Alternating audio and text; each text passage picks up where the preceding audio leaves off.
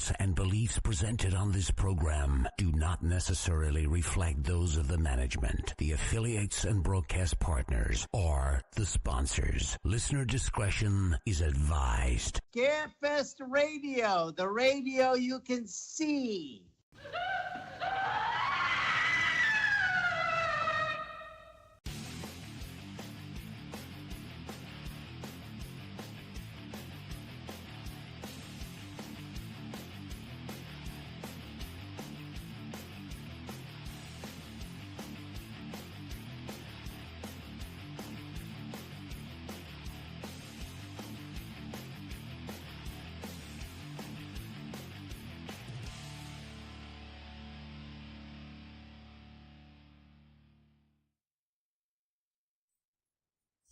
And hello and good evening, everyone, and welcome to Scarefest Television 1 week before D-Day. We'll call it D-Day, because I don't count. I got to be in town from Wednesday on. Anyway, Scarefest, yes, it's next week, and this is going out October 11th, 2024, in the final days before Scarefest 16, Scarefest 2024, Scarefest XDI. We don't use Roman numerals anymore. Wonder why that is. Co-host Chad Harlan, who jumped in at the last minute because he's the only one of my co-hosts that apparently doesn't have a life like me. Absolutely. That's pretty much. Although now Katie had a bad excuse anyway, but everybody else was doing stuff. And I only have plans one weekend a year. Scarefest is next weekend. So. And our guest tonight is Mr. Carl Toop. Carl, welcome to the show. And, now, Joe Lewis will be reviewing Salem's Lot 2024, the new version. He's going to be talking about that. And if anybody's wondering, I smell like soured milk. Actually, I changed my shirt, so I don't know. We found 5 kittens out in the lot beside our house. Someone had apparently just dropped them off. And I almost hit them with a mower. And wow. So now we're bottle feeding 5 baby kittens the week before Scarefest. So how's that? I'm sure you have the time to do that as well. Yes, absolutely. The producer handles most of it. So anyway, now Carl, was in Aliens, the second movie of the series, by my understanding. Yep. Now I watched the movie again to refresh my memory, and I'm gonna how many that you bill yourself as alien warrior? From my viewpoint, there were quite a few aliens, but they were never on screen at the same time. How did that all work? Yeah, well, most of the scenes when I was doing stunt work with the main actors, that was just me, and when we were a group, that was me with the stuntmen. Because basically they wanted my thin shape that I had in those days. It was, and I was pretty supple. And so any scenes with Carrie or Sigourney or Vasquez, that was me on the single shots with the single alien. And then the group shots when we were going up and down the air chutes and falling through ceilings, that was generally me in first shot, and then the stunt people come in after me. So yeah, it was alien with the actors. So. Now, of course, I'm just going to ask you a lot of questions about the movie in general, because I guess I kind of knew that there were humans inside the things, but like in that movie, they show the queen alien, yeah. And to me, it looked like a puppet. Was there a human in that one? No, that was a puppet. Okay. So, but okay. Now the reason I asked that is because in my little un-Hollywood mind, I'm thinking, well, if that's a puppet, those are probably puppets. But now I know better. Okay. I thought they got it quite well done, actually, myself. But there you go. Oh, yeah, it's a beautiful movie, and it's aged well. I still enjoy every minute of it. The only thing, of course, 1986, I think it came out. Yeah. 1986 computer graphics or whatever they used. The early in the movie when they show the plane, I guess you've watched it. Wouldn't be one of your scenes when they show the plane entering the atmosphere and it's going into the clouds. Damn, Yeah. it looked fake. I think that looked fake by 1986 standards. I think they made the most of it. But just before going into the computer stuff, I think they sort of, they were still playing around with like toy ships and everything. Yeah. Planes coming in. Yeah, so But, basically it's a shot of a toy I think ship. that's why it's. Sorry, is there any way you could turn the volume up a bit? I can't hear you very well. I can get closer to the microphone. Yeah, I don't know. Unless it's my end, I don't know. But no, I'm up full volume. It's, the computer stuff was just coming in, so it was really. I think that's why it's a film that sort of lasted quite well, because I think it's still got that excitement of the sort of dummies and real sort of acting and stunt work, and it's still people, wires still being used to lift up things and that, and miniature scaled down models. So I think that's one of the reasons why I think it's lasted as well, because I think it was one of the better films just before we did go into all the computer work. So I think they did quite a good job on it. Oh yeah, no, like I said, it's beautiful. It aged well. Now the costume you were in, how long did it take to get into costume? It was pretty. It wasn't probably took about 45 minutes to an hour. Because what the actual main body was a black like leotard, I suppose, with legs and lycra, and then there was rubber molding stuck on that, so that was fairly easy to slip on. And then they'd add on my rib cage, the waist pipes at the back, and then my head was basically my neck, so they'd have a neck piece going around my head, and then the head on top of my head. So once that was all fixed in, that was reasonably quick. And then it was covering up my skin, because they put on gloves and then they put on my feet. So they were sort of taped on, so they couldn't see any skin or anything, and then makeup covered over any flesh that was showing through. So it was probably about an hour to get me in. And then once I was in, that was it for the day, basically. They just left me stuck in my costume and sort of fed me through a straw occasionally. So... it was. Now, what time of year was it done? That looks like a hot thing to wear. Yeah, it was the winter time, so it was pretty cold, because we did filmed in Pinewood Studios, we had a bit of heating there, but a lot of the filming was done in Acton Power Station, and that was a disused electrical power station, and that was cold, and I think that's where the film got a lot of its atmosphere from, because it was. It was black, it was dingy, it was smelly, right. It was rain dripping down because it rains a lot in England, if you didn't know. And, I've heard. It's secondhand knowledge. Well. And so that was we were wrapped up in blankets around there, but that was it was pretty chilly time of filming. So because I was on it for about 6 months. Filming, so on and off. I wasn't going in every day. They pulled me in the days they needed me, and it was good. It was, we were looked after well, so we didn't freeze too much. Chad, over to you.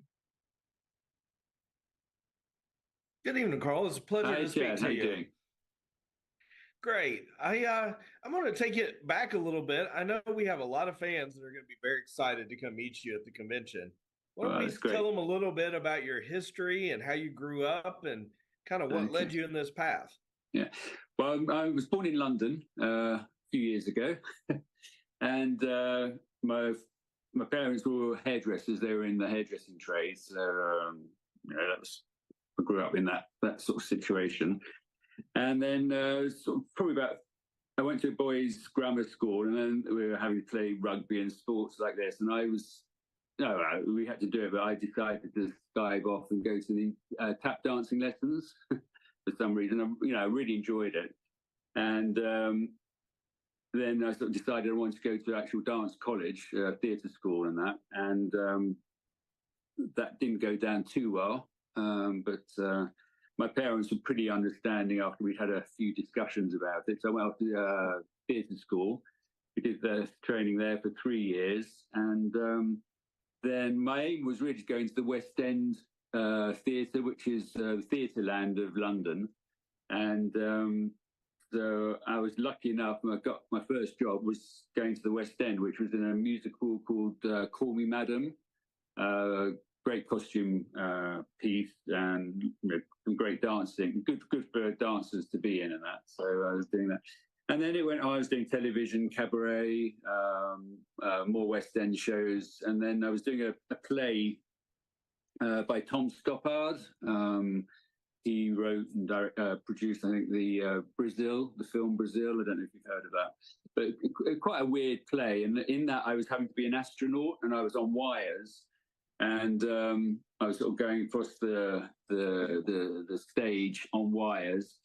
And that's when my agent phoned me up and said, would I be interested in going to audition for a film called Aliens at Pinewood? So I thought, well, they were looking for sort of slim, agile people who could do wire work and stunts, which I'd never really done stunts before, but the wire work, I was quite enjoying it.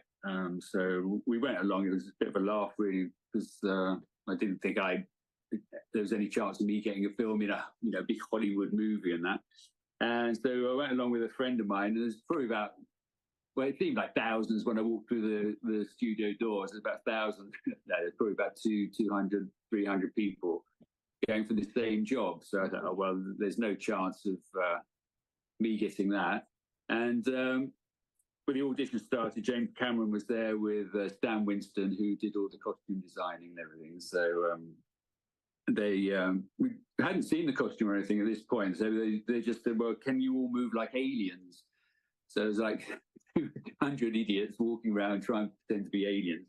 And somehow they seemed to whittle us down. I don't know why they chose us. I don't know. But they did.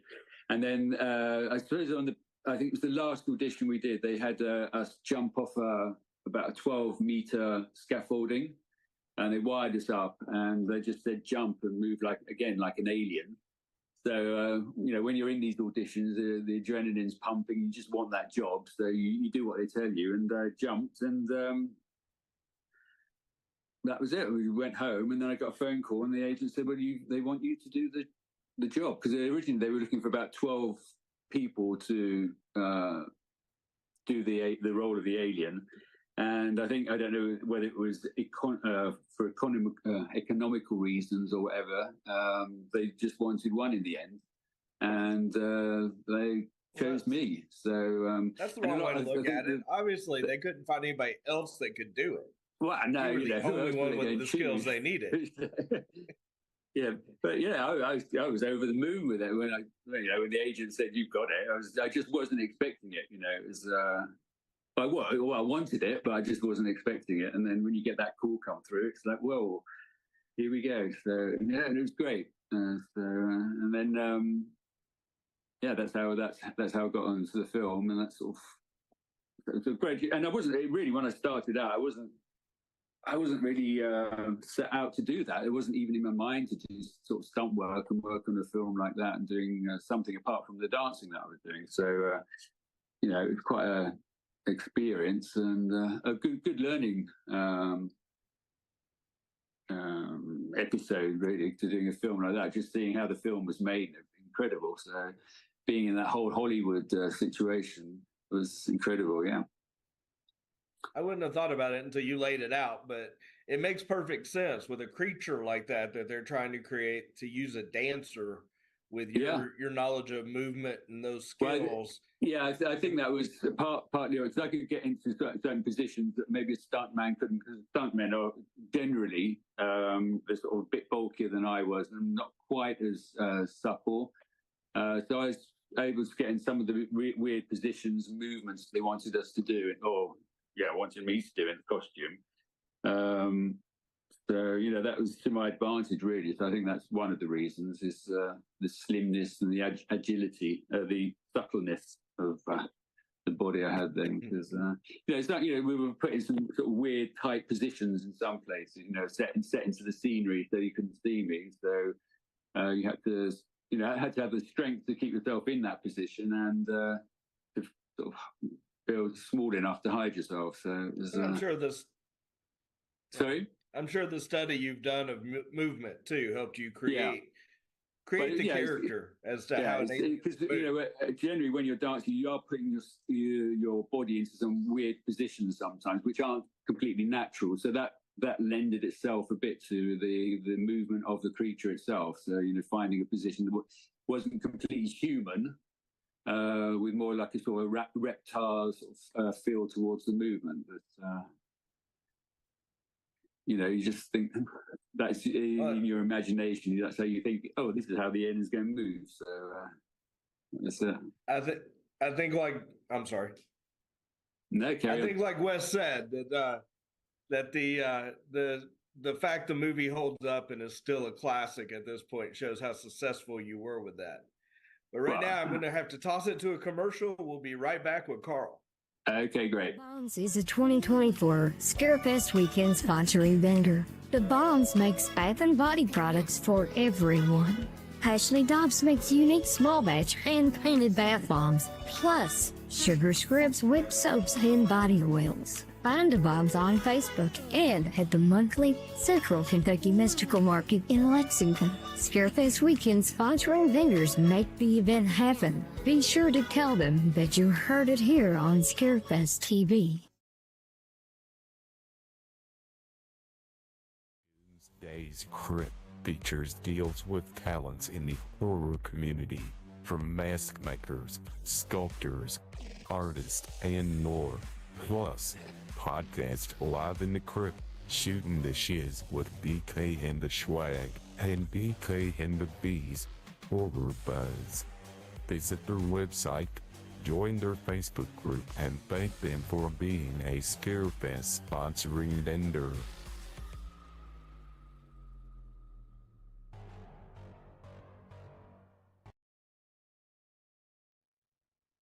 And welcome back, everyone, to Scarefest Television. Our guest tonight is Carl Toop.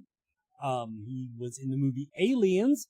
He played the alien warriors, and he's being brought to Scarefest 2024 by Doomsday's Crypt, who you just saw the commercial of. See how everything just works like a well-oiled machine around here. Let's see, I made some notes here. Doing the alien, okay? What was the hardest part of doing that creature? The hardest thing, I think the actual head itself was the hardest piece to work, because it was the dimensions. I had sort of like probably about 60, 70 centimeters behind and probably 30 in front of me. So I had to learn to readjust to the space around me. So, if I was in a tight situation, I had to be careful not to knock in the scenery, because it really lose the effect of that, the movement of the alien head, or I'd be whacking the actors around as well. So whack them with the head as well. So that was probably the hardest bit of the costume to do. And also I had limited vision as well. So I just had like basically a slot that I could see through. My vision was just straight ahead. So I was having to sort of move my eyes as much as I could without moving my head, because my eyes were, at the front of the head itself on the mask. But I on screen, does it even have eyes? The monster on screen? Sorry, is it the monster on screen? Does it even have eyeballs? Anything? Not really. It's like a skull head. Really. It's that's. Yeah, but you still have to imagine where it's looking from. Yeah. So if I was putting my head up, I'd be looking up at the sky. So you had to readjust your movements there. And then by the end of the day, my eyes were so set in looking straight forward. I'd take the mask off, and it would take me probably half an hour for my eyes to readjust to the normal world again. So that was probably the hardest bit. Was probably the head to move in the costume. And then also you had your hands and your feet. You had like another sort of half of 6 inches extra. So if you grabbed anything, you had to be careful not to bend the end of your fingers over, because just again, you're losing the whole effect of it being a real alien, aren't you? So now, okay, this was the sequel, the second in the. Were you familiar with the franchise, with the Alien movie? Had you seen the Alien? Yeah. So you knew kind of what to expect. Yeah, well, when I was at college, we went to see it. So it's about 6. I think the first one was 6 years before the one I did, the second one. So I was at college then. I had no idea when I saw the film that I would even be anywhere near a sequel if it came up. But yeah, no, the first. And I think also in those days, sequels weren't always looked on as the best, the best thing to do. They're still not. Yeah, you got away with it once, but getting away with it a second time, it's not going to work. But so when I heard I was doing the second Aliens, I was like, oh god, another a sequel. Is it going to be as you don't know with films whether they're going to be a success or not. But everyone says, oh, sequel, they're never any good. So I thought, well, I'd do it just for the experience anyway. But I'm glad I did, because I think the second one stood up as a sequel compared to the first one. I think.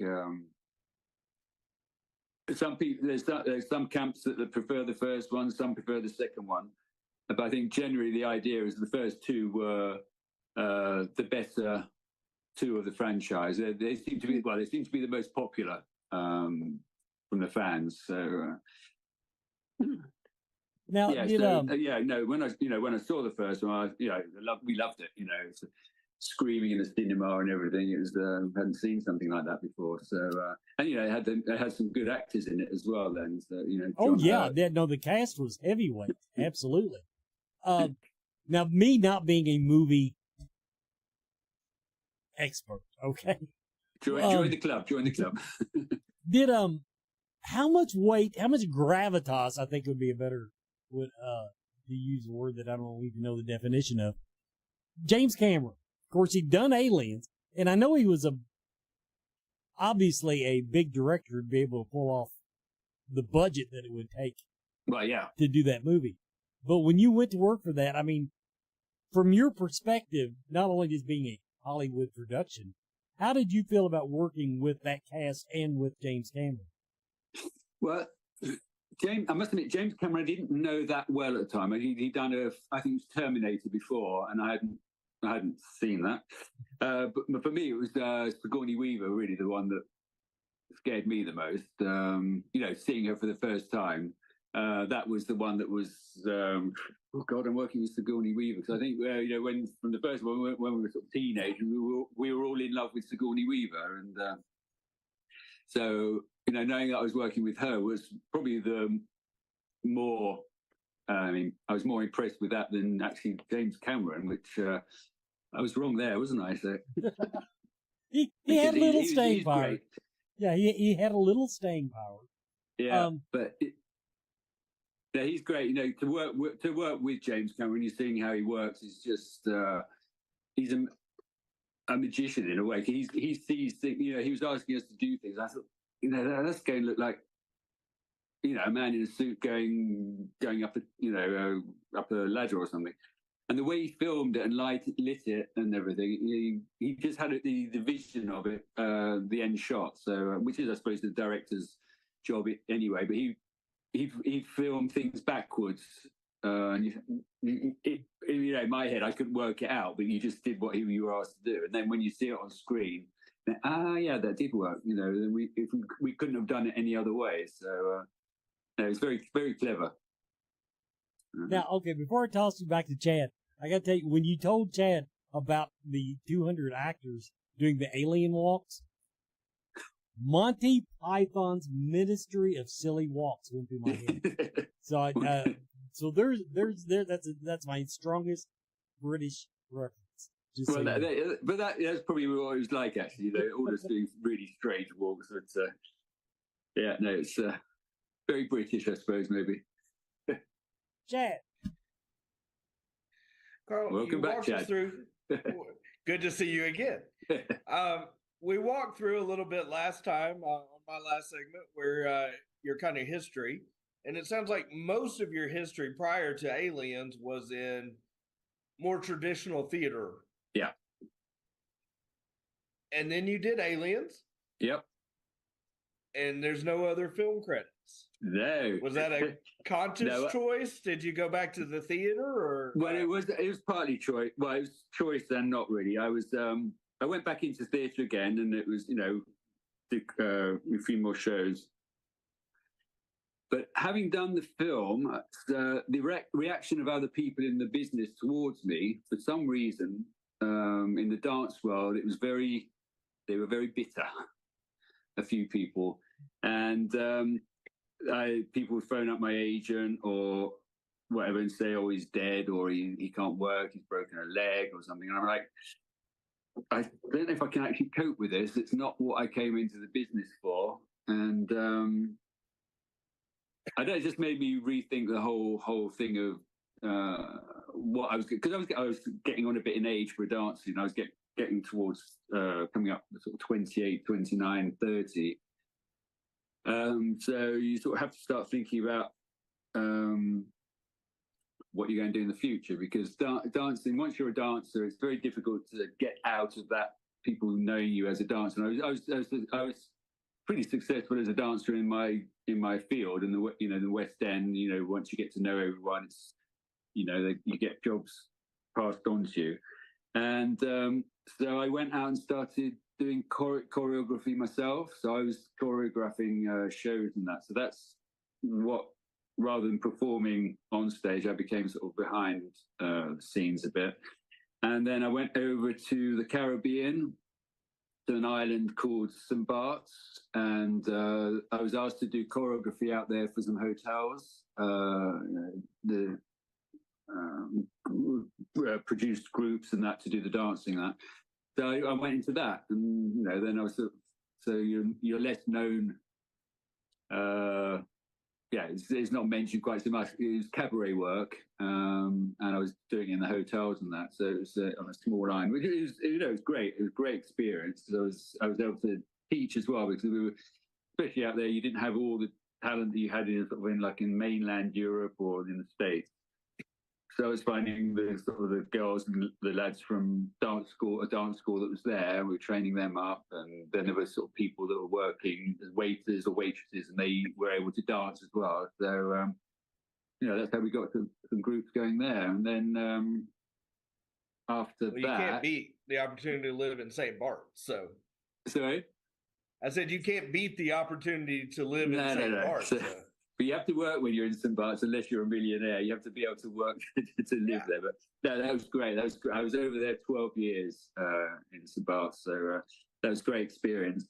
And from that, I went into unbelievable catering, and now a chef now. So that's what I'm doing now.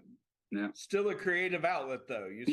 Still, and so doing these conventions for me is sort of going back a bit to what I was doing before, with talking about it and sort of meeting the people, the fans, and that, which it's an amazing opportunity for me, because I did love my dancing career and all that. So it's nice being able to sort of go back into that and talk about it, and meet the fans that. Likes the work I did. So no, it's great. So yeah, I've had a pretty exciting life so far, and it's there's who knows what's coming up next. So yeah, it sounds like it. And certainly, I mean, for something to be known by, it's an iconic role. So I know. Yeah, if you're going to do one film, why not do that one? I fell in pretty well with that. So it's like Carrie Henn, she's who played Newt. She's doing the conventions and that, and she really only had one role as well. Like he says as well, if you're going to do one role, you might as well, have done that one. So she's done very well. Do one that's going to stick around for a while. Yeah. And it doesn't seem to die down. That's the thing. It's just I'm at these conventions. I'm seeing like 3 generations now. I'm seeing people my age who saw the original one. Then they showed their children, and now their children have now had children. They're seeing it as well. So it's great. It covers the whole generation. At these conventions, you're getting the grandfather, the father, and or mother or daughter, or whatever, coming along, and it's incredible. I think it's kept going like that. And we can't wait to see you at Scarefest. Sorry. We can't wait to see you at Scarefest. Well, I can't wait to be there. Bottom of the hour. Yeah, it sounds amazing. It's we're going to have a blast. I've met John Henderson, who's the guy for Doomsday Crypt, and that he was kind enough to invite me as well. So he's got some great stuff as well, merchandise as well. Some, the artists have created some amazing pieces and that. And apparently, because the alien is the actual costume, when you look at it, it's quite an interesting costume for artists to play with. It's there's a lot of detail they can play around with and that. So I think some of the artists have had some great fun creating on it. So I'm looking forward to seeing all of that. So yeah. We'll have it. We'll be right back with Carl after this. Are you a fan of horror movies, books, comics, music, and collectibles? Rue Morgue magazine is for you. Subscribe today to receive 6 or 12 print issues annually and join me, executive editor Andrea Subisati, on an ongoing journey through the horror genre of the past, present, and future. Plus, get access to unmissable special editions such as A Century of Witches, 50 Years of Gore Cinema, British horror movies, and so much more. Rue Morgue, the world's premier horror and culture and entertainment magazine since 1997. Accept no substitute.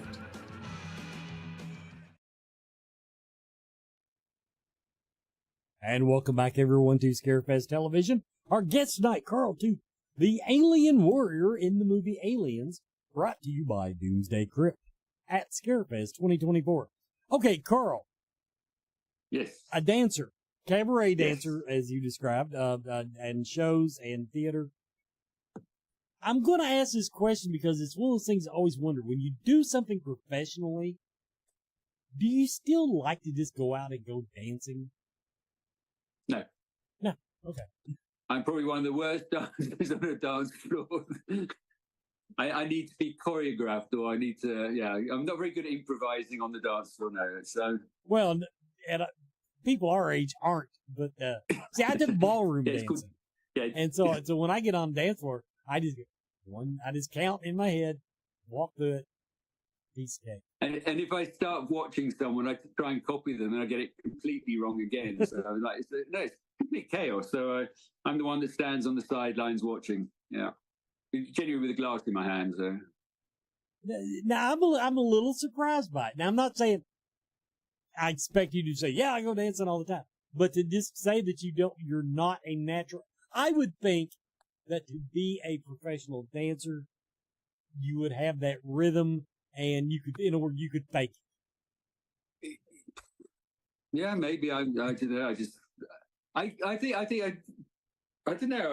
because sometimes when we were dancing at college, we go onto the dance floor and we dance like we'd be manic. We'd be showing off and like just getting away with murder. But then when you're actually in a nightclub or wherever, and you're just dancing on the floor and you start getting a bit over the top, people tend to look at you and like, well, what's he doing? So that sort of calmed me down a bit. I suppose I lost a bit of my confidence going to a nightclub and dancing. So I just sit there and drink some Dutch courage, basically.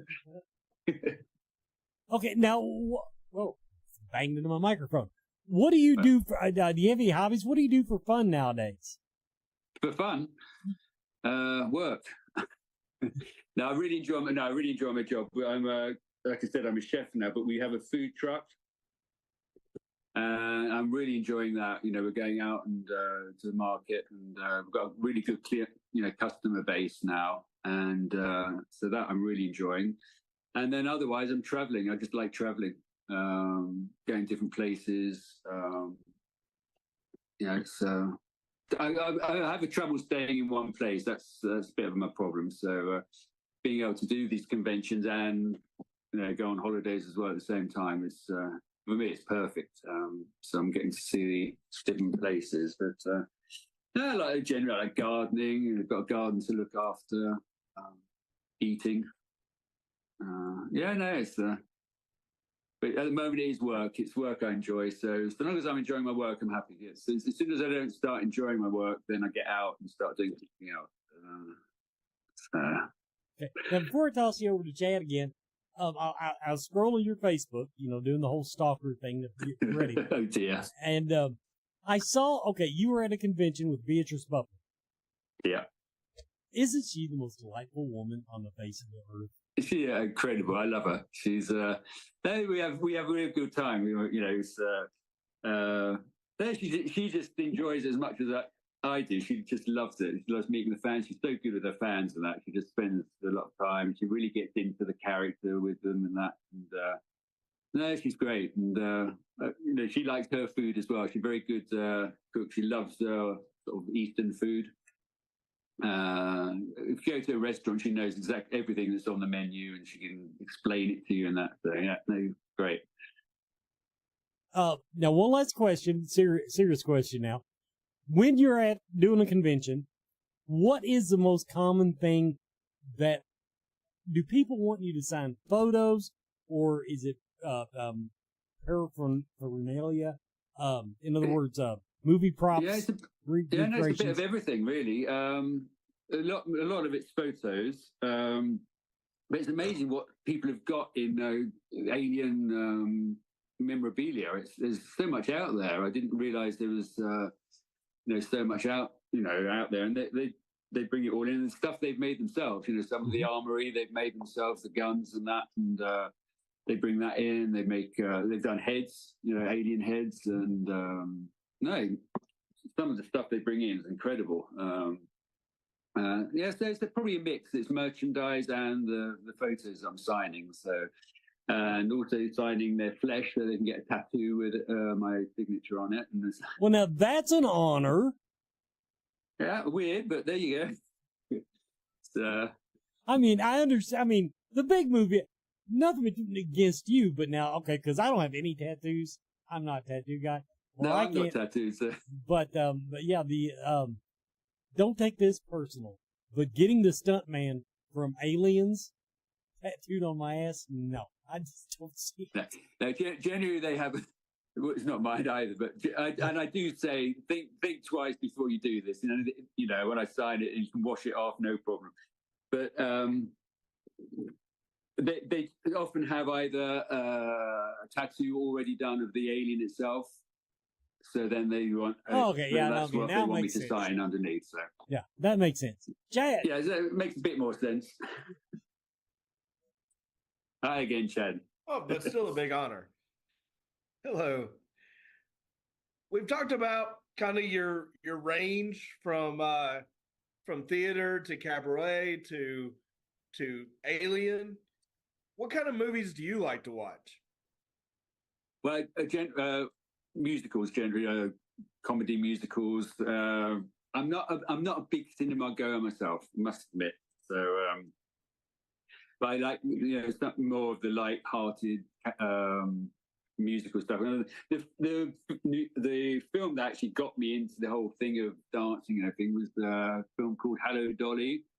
Had Barbara Streisand in it, Louis Armstrong, and that's really what got me into the whole thing of dancing. I was just like the costumes, the color, it was moving all the time. I loved it. So yeah, it's a bit naff, but there you go. I like that's the sort of thing I like. So all this horror stuff. I like it, but I'm not a big cinema goer. So it's sitting for 2 hours. Watching a film, I have a bit of trouble just sitting down for 2 hours. So I can watch a film, but I'm up and down, and so going to the cinema is a bit. I'm sort of stuck there for 2 hours. So if I do watch a film, it's generally at home. But musicals and comedy films like that, I suppose, I'm more interested in. Yeah. So sorry about that. You got to look at the. I don't know. That's why I ask. It's always interesting to hear what people's preferences are, even though they're ingrained in this world through the conventions. But when I go to these conventions, yeah, when I see everyone in their costume, they're amazing. You know, it's amazing. And like you just enter into the whole world of horror and everything, and and that's where I learn more about the films at these conventions than I do, sitting at home. So no, it's great. So, and going on to these conventions, I just think they're great because it allows people to really escape their sort of everyday lives. You see a lot of people, they're just, they've got the trials and tribulations of their daily life outside, which we all have, and then they come to these festivals and they can dress up, they can be whoever they want. No one, butts an eyelid. They just they're there. Everyone's there to enjoy themselves, and I think that's what's so great about these festivals and conventions. It just allows these, all of us, because I use them as myself to escape my daily life. So, and I love it. It's great to see all these happy people and dressed up as scary people. So it's great. That's what always surprises me is, despite the subject matter of some of these movies that are so horrific, you will never walk into a room with 20,000 people that are nicer, more friendly, and in a better mood than you will at a horror convention. Yeah, it's true. And, I've never, ever had seen any trouble at any of these conventions I've been to. There's never... It's a new world, and I love it.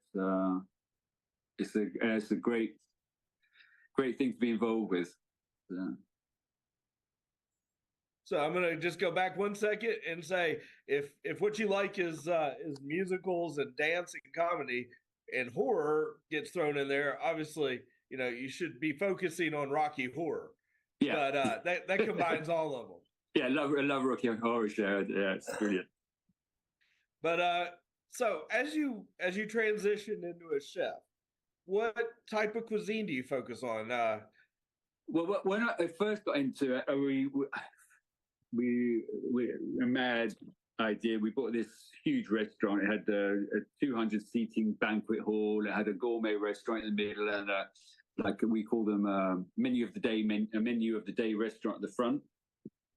So that was basically traditional cooking, just churning it all out.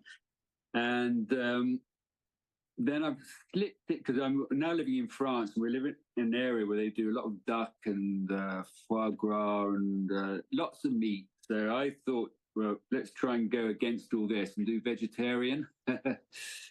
So I'm now doing a vegetarian food truck, and it's doing really well. And most of our customers aren't vegetarians. They just like, because I do like using a lot of spices. So people who like that sort of food, they're coming, and they're not just vegetarians. So yeah, doing that now. So it's quite challenging. It's quite good because you're working with seasonal vegetables and that. So I don't know if you're into food and cooking, but it's no, I love it. You can almost guarantee you'll have some people come up to talk to you that want to talk to you about cooking now that you put that out there. Well, Beatrice Beelpool, we were saying, well, we're getting a cooking program going, a podcast going up, having a chat about films and cooking at the same time. So it'd be quite fun. But no, I do enjoy it, and it's a great opening for creating as well. So I'm still creating sort of things through the cooking and that. Well, while you're roaming around Lexington, you can sample some of the bourbon and figure out how to work that into your cuisine. Yeah, so what's the main dish in Lexington? What's the thing I should have in Lexington? Kentucky's main dish that they're famous for is called a hot brown. Hot brown? It's an open-faced sandwich with turkey and ham, Mornay sauce, and then bacon and usually a tomato on top.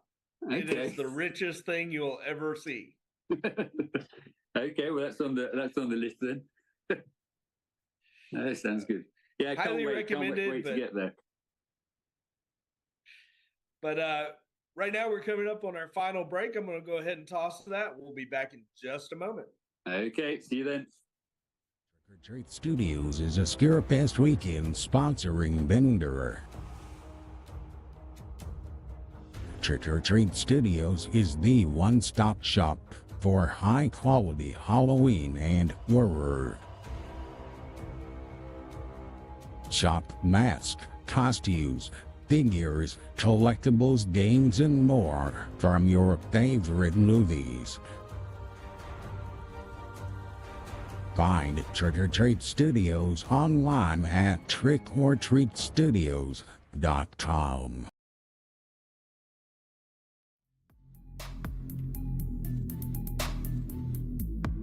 Joel Robinson Hart is a Scarefest weekend sponsoring vendor.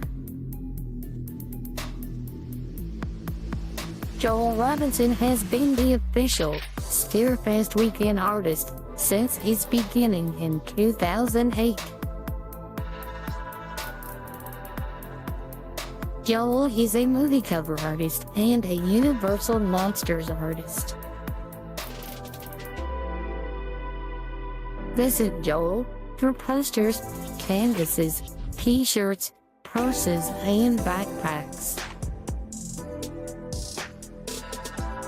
Visit Joel's Etsy page at joelrobinsonart.com.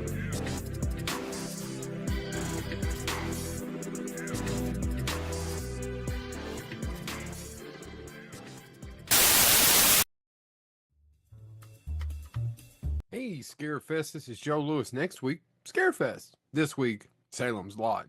Now, I have been looking forward to this movie for a few years and couldn't figure out why, although it's never a good sign. This movie actually was done in 2022. It's been sitting on a shelf for almost 2 years. And people were bitching. It's like, when are we going to get Salem's Lot? We heard it actually takes place in the 70s, like the book. When are we going to get Salem's Lot? I was one of them. It's actually written and directed by Gary Dauberman. His directorial debut was Annabelle Creation or Comes Home or one of those. But he wrote most of the Annabelle films. He wrote quite a bit of the It 2, 1, and 2, and a lot of the Conjuring universe. I was watching the first few minutes of it, and I liked the music, especially, Sundown, You Better Take Care. I love the fact that it was set in the 70s. I love the aesthetic. And then I tried to defend it as it took me 3 nights to watch it. It's not dreadful, but it's not very good either. If you want to watch Salem's Lot, watch the 79 version, the 3-hour version. It's also on Max. So is this new Salem's Lot. It dropped to Max, didn't go to the theaters. Check it out there, see what you think. Because I think even though it's a TV movie from 1979 that's 3 hours long, it's still way better than this. And it's not that this thing's dreadful. It's an hour and 50 minutes. It's just some of the acting is so wooden. It's so miscast. The guy that plays Ben, the writer, he's fine, but I feel like most of these people are just miscast and missed opportunities. And I kept trying to defend it, going, well, they got this right and they got that right, but they got so much wrong. I hate the music, not the actual songs from the 70s, the score. They just should have done so much more. My problem is, other than the movie is kind of uneventful, the story jumps a little bit, but I know they're trying to get a huge book into 1 2-hour movie that was a 3-hour movie beforehand. That being said, you got to do a better job than this. Sometimes it steers close to the original version, and sometimes it goes away. It changes the ending quite a bit. Salem's Lot is actually one of my favorite Stephen King novels. It's with desperation. I'm one of those people who pulls out desperation in Salem's Lot when everybody else is screaming The Stand. I love The Stand, but it's just one of my favorite novels of Salem's Lot. And people forget that Stephen King was one of the first people to deal with vampirism as basically being COVID. Everybody starts to get it. It spreads. It's a disease. It takes over the small town. It just doesn't work in this movie. There's scenes in it I like, but then there's also scenes of the little boys, the Glick boys coming back. This doesn't work in this. I will give them the credit. There's a couple of pretty brutal-ish murders that happen to young folks, but if you know anything about Salem's Lot, then you know that's what happens. So that shouldn't be a shock. Should you see this? Man, I tell you, they missed every damn opportunity in this movie as far as I'm concerned. The music's wrong. I mean, the score, not the songs they picked. The visuals are good. A friend of mine, a guy who's been on our show, BJ McDonald, shot it. There's a lot of great shots in the movie, but I just think the whole damn movie's miscast. It's kind of wooden acting. It's not very well paced. It feels like more of a TV movie to me than the original miniseries did. And if you're asking me about that Rob Lowe miniseries that was done for TNT 15 years ago or whatever, we're not going to talk about it. It doesn't exist. It's dreadful. This one's not dreadful. It's just so many missed opportunities. So if you get a chance and you have HBO Max, check out Salem's Lot. It's around Halloween. It's not awful. It's not dreadful. I just see so many missed opportunities. And perhaps I'm just jealous because I always wanted to make my own version.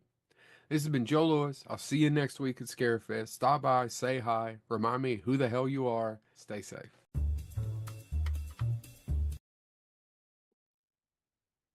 And welcome back, everybody, to Scarefest Television.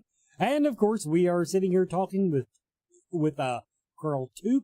Doomsday's Crypt is bringing him to Scarefest 2024, and you'll be able to find him, meet him, talk to him, get a signature for a tattoo in the Doomsday's Crypt booth. Now, I hope I'm not out of line here. I think we're in similar age groups. We have to check the same box. I'm interested. Okay, you mentioned the Barbra Streisand movie that got you into dancing. Do you have a favorite theatrical movie dancer? I like the Fred Astaire, Gene Kelly. Gene Kelly. I'm really showing my age. Well, I just loved the whole musical era of that time. You know, the grand productions. They had like thousands of dancers, and the elegance of it all. You know, even though some of the storylines were a bit naff, but the dancing techniques, and when you see like Fred and Ginger dancing together, the technique of it and everything is incredible.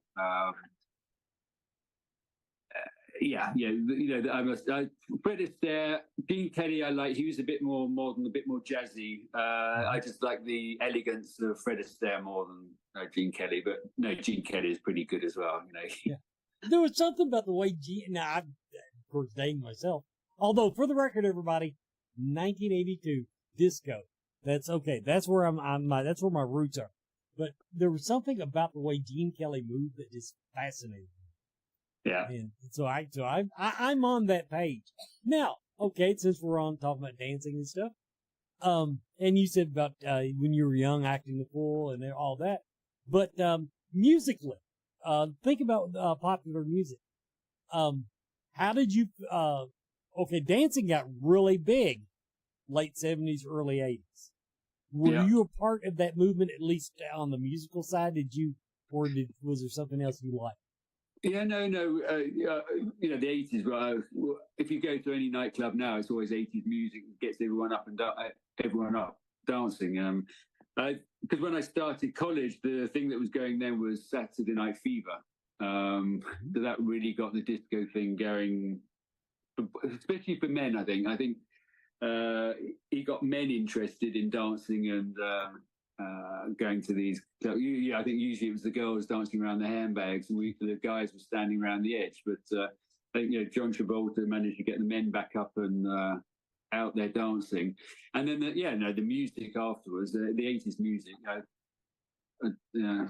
probably the best there's been, I think. But I might be a bit biased, but that's when I grew up doing all the bad stuff. So that's probably why I remember it and enjoy it now. So the songs of that time got memories for me. So no, it's. Well, if you remember it, it couldn't have been too bad of stuff. Nah, of course not.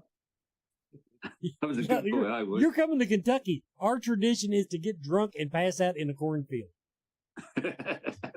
Just so you know. But I had my first cigarette in a cornfield, so that's.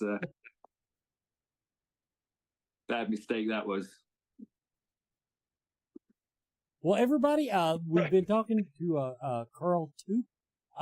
Now, from the chat room, I'm sorry we weren't answering questions tonight. That's because they weren't about our guest. But if you just post in the fan group, we will get all your questions asked. So don't worry about that. But I want to say, Carl, thank you very much for coming on tonight and being with us. And we're looking forward to meeting you. Yep. Thank you very much. 4 days from now. Booth 420. This has been look forward to seeing you there. This has been Scarefest TV.